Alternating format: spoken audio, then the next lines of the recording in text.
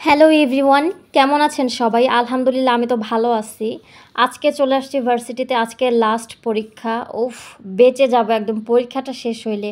পরীক্ষা যখন হয় তখন এত প্যারা লাগে বলার বাহিরে।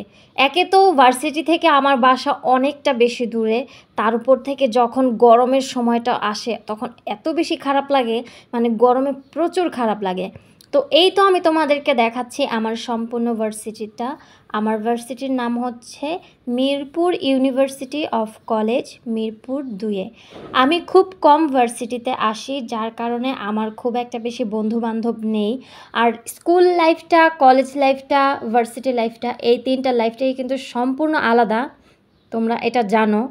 ছোটোবেলায় আমরা যখন স্কুলে যেতাম তখন কিন্তু আমাদের কারোর সাথে পরিচয় না থাকলেও সেধে একজন একজনের সাথে কথা বলতাম, এভাবে কথা বলতে বলতে বন্ধুত্ব হয়ে যেত। কিন্তু বিশ্বাস করো ভাই, কলেজ লাইফটা আর ভার্সিটির লাইফটা মোটেও এরকম না। এখানে প্রত্যেকটা শিক্ষার্থীর আলাদা আলাদা ইগো আছে। কেউ কারোর সাথে নিজ ইচ্ছায় কথা বলবে না একান্ত প্রয়োজন। শুধু তাই না, ভার্সিটির লেভেলের শিক্ষার্থীদের অনেক ইগো। ওরা এক একজন এক এক রকম মেজাজ নিয়ে থাকে। মানে ওরা বেশি কথা বলাও পছন্দ করে না, আর সেধে সেধে কথা বললে একজনের সাথে ওরা বিরক্ত বোধ করে। যাই হোক, এই কথা আরেকদিন বলবো। তো চলে আসছি এখন ভার্সিটিতে। ওমা, এটা দেখি আবার নতুন লাগাইছে, এখানে তো আমাকে দেখা যায়। মনে হলো যে একটা কেউ ক্লিক করলো, মানে সেলফিতে ক্লিক করলে যেরকম একটা কচ করে শব্দ হয়, তরকম একটা কচ করে শব্দ হলো। তো এখন চলে যাচ্ছি 3 তলায়, যেখানে আমাদের পরীক্ষাটা হবে। এই দিক দিয়ে লাইব্রেরি।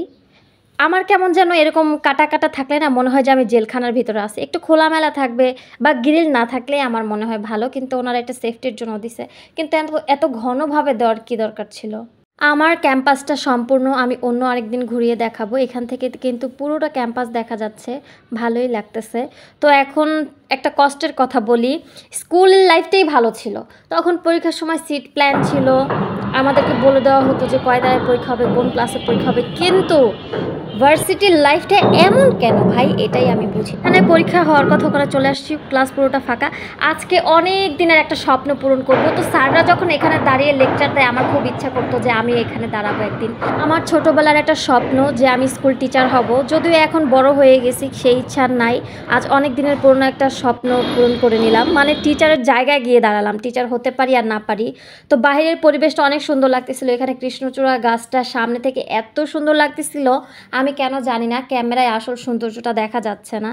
তো এই যে আমি গরমের মধ্যে ইচ্ছে করে না ভার্সিটিতে আসতে, তার উপর দেখো আমার নিকাপের কি অবস্থা। আমি নাকে প্রচুর ঘামাই, আর আমার থুতনিতে অনেক ঘামায়, মুখের চারদিকে অনেকটা বেশি ঘামায়, যার কারণে একদম মানে নোংরা হয়ে থাকে এক কথায় মুখের ওই জায়গাটা। কি আর করার আছে, নিকাপ পরবো, কিন্তু ঘামালেও এরকম সমস্যা হবে না। যদি কেউ এর সলিউশন জেনে থাকো অবশ্যই আমাকে জানাও। 3 তলা 4 তলা প্রত্যেকটা ক্লাস দেখছি, এক এক দিন এক এক জায়গায় পরীক্ষা হয়, কোনো সিট প্ল্যান নাই, কিছু নেই। দেখেন শুধুমাত্র আমি আসছি, আর কেউ আসে নাই। 2 তলায় গেছিলাম, 3 তলায় গেছিলাম, 4 তলায় আসছি। মানে এই 4 তলার সবগুলো ক্লাস দেখা হয়ে গেছে।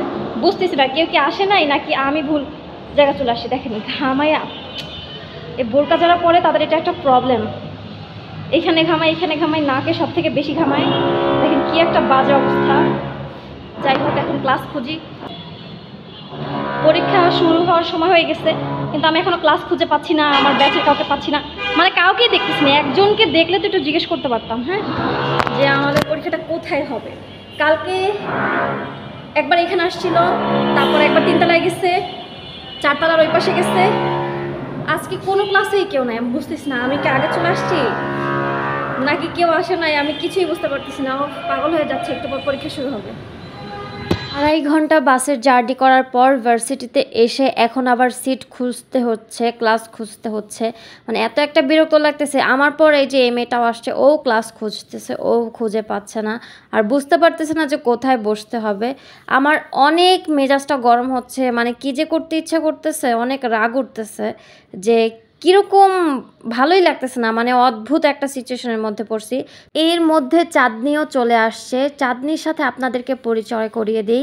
ভার্সিটিতে আসার পর ওই একমাত্র মানে একটা ফ্রেন্ড আমার, যার সাথে আমার টুকিটাকি কথা হয়, তাও ওরকমভাবে কিন্তু কোনো কথাই হয় না, মানে ওরকমভাবে কোনো ক্লোজ না। শুধু যখন আমাদের দেখা হয়, যখন আমরা ভার্সিটিতে আসি তখনই আমাদের মধ্যে কথাবার্তা হয়। তো আমাদের এখন সেকেন্ড ইয়ার, জানি না এই 2 বছরে আমাদের মধ্যে আর সম্পর্ক কতটা গভীর হবে। যাই হোক, ফ্রেন্ড বলতে ভার্সিটিতে শুধু আমার মাত্র এই একজনই আছে, মানে যার সাথে আমার কথা বলে একটু ভালো লাগে। তো ও ক্লাস খুঁজতেছে, এখন আমরা ডিপার্টমেন্টে গিয়ে স্যারকে জিজ্ঞাসা করব যে কোথায় বসতে হবে। আমাদের ক্লাসে সবসময় তো সবাই আসে না যখন আমরা ক্লাস করতে যাই, মানে যাদেরকে আমি দেখি তাদের মধ্যে আমি আর চাঁদনি হচ্ছে একটু অন্যরকম। যেমন বাকিরা সবাই সবার সাথে মিশতে পারে, কথাবার্তা বলতে পারে, কিন্তু আমি আর চাঁদনি আমরা কেন যেন সবার সাথে অত মিশতে পারি না, মানে আলগা খাতির যেটাকে বলে। আমাদের ক্লাসের ভিতরে তো এমন অনেকেই আছে, মানে তারা একদিন দুদিন ক্লাস করে একদম সবার সাথে এত ক্লোজ হয়ে যায়, এত ফ্রি হয়ে যায় যে তাদের কোনো প্রবলেমই হয় না, সব কিছুতেই তারা সবার কাছ থেকে হেল্প পায়। বাট আমি আর চাঁদনি এই জিনিসটা পারি না। আমরা যতই ওনার সাথে মিশতে চাই আমাদের মনে হয় যে সবাই আমাদেরকে ইগনোর করে, মানে আমরা অত সহজে কাউকে পটাইতে পারি না। তো বিষয়টা হচ্ছে এইটা আর কি। তো আমি আর চাঁদনি সবসময় একসাথেই থাকি, যখন আমরা ভার্সিটিতে আসি একসাথেই আসি। আমি আর চাঁদনি ম্যাক্সিমাম সময় শুধুমাত্র পরীক্ষার সময় যাই, কারণ ওর বাসাও অনেক দূর। এখন তো চাঁদনিরও বিয়ে হয়ে গেছে, চাঁদনির শ্বশুরবাড়ি হচ্ছে গাজীপুর, ওইখান থেকে ওর আসতে অনেকটা টাইম লাগে। আর এত দূর থেকে তো রেগুলার আসাও সম্ভব না। আর আমি তো উত্তরা থেকে আসি, আমারও অনেক টাইম লাগে। আমার আড়াই ঘন্টা লাগলে ওর লাগবে 3 ঘন্টা ওর শ্বশুরবাড়ি থেকে আসতে, যার জন্য আমরা রেগুলার ক্লাসে আসি না। অবশেষে আমরা জানতে পারলাম যে আমাদের কোথায় বসতে হবে। তারপর আমি আর চাঁদনি ডিসাইড করলাম যে আমরা এখানে বসবো। মানে এখানে তো যেহেতু কোনো সিট প্ল্যান নাই, চাঁদনির রোল হচ্ছে 11,631 আর আমার রোল হচ্ছে 11,630। তো আমরা আগে পিছিয়ে করেই সবসময় বসি, যেহেতু আমাদের রোল আগে পরে, এই জন্য আমরা এইভাবেই আর কি আমাদের ফ্রেন্ডশিপটা হয়ে গেছে। তো আমাদের হাতে একটু টাইম ছিল আধা ঘন্টার মতন ক্লাস খোঁজার পরে। তো আমি বললাম চাঁদনিকে, চল আমরা কিছু একটা করি। তো ও বললো চল ফোনে লুডো খেলি। তো লুডো খেললাম। লুডো খেলতে খেলতে শুনলাম যে এই ক্লাসেও না, আবার অন্য একটা ক্লাসে যেতে হবে। তো চাঁদনি একটু সামনে গিয়ে দেখলো যে ওই ক্লাসে পরীক্ষা হচ্ছে। চিন্তা করেন মানে কেমন একটা সিচুয়েশন। হ্যাঁ, স্যাররা কিন্তু আমাদেরকে বললো যে ওই ক্লাসে পরীক্ষা হবে, তারপর আবার দেখি যে এইখানে সবাই এসে বসছে। কি একটা অবস্থা। তো এই তো আমরা এখন ফাইনাল ক্লাসরুমে চলে আসলাম। অলরেডি আমার পরীক্ষাও শেষ হয়ে গেছে। এটা হচ্ছে পরীক্ষার পরের ভিডিও। পরীক্ষা দিতে দিতে একদম নিকাপ টিকাপ কেমন যেন উঁচু নিচু হয়ে গেছে। তো আপনাদেরকে এই জিনিসটা দেখা, এটা কি আপনাদের ছোট কাঁঠাল মনে হচ্ছে, কিন্তু এটা কাঁঠাল না, এটা হচ্ছে ডুমুর ফল। এটা দেখে আমি অনেক আশ্চর্য হয়ে গেছি, মানে কাঁঠালের মতন দেখতে, এটা আবার কেমন ফল। তো যাই হোক, এই যে ভার্সিটি আমার বেশি একটা স্টুডেন্ট নাই, যেহেতু আমাদের আজকে সেকেন্ড ইয়ারে শুধু এক্সাম ছিল, তো আমরা শুধু সেকেন্ড ইয়ারের স্টুডেন্টরাই ছিলাম। তো এই যে দেখেন, আমার এত পরিমাণে গরম লাগতেছে। তো এখন বাসায় চলে যাব। বাসায় যাওয়ার সময় মনে হচ্ছিল এমন বৃষ্টি হবে, আর চারদিকে পরিবেশটা এত সুন্দর লাগতেছিল, মানে এত সুন্দর বাতাস, মেঘলা মেঘলা সময়। ইচ্ছে করছিল একটু ক্যামেরা বন্দি করি, মানে দৃশ্যটা। তো আমার বাস চলে আসছে, আমি এখন বাসে করে বাসায় চলে যাব। আজকে যখন বাসে আসছিলাম তখন সারা রাস্তা বৃষ্টি হয়েছে, অনেক ভালো লাগতেছিল। বৃষ্টি হওয়ার পর যেন গরমটা অনেকটাই কমে গেছে। আর এই সুন্দর মৃদু মৃদু বাতাস, মানে অনেকটা শান্তি করে আজকে চলে আসতে পারছি। কিন্তু তারপরও যেহেতু আমার 2.5 ঘন্টার জার্নি, আমার খুব বেশি কষ্ট হয় রেগুলার ভার্সিটিতে যাইতে। তো আজকে এই পর্যন্তই। সবাই ভালো থাকবে, সুস্থ থাকবে। আল্লাহ হাফেজ।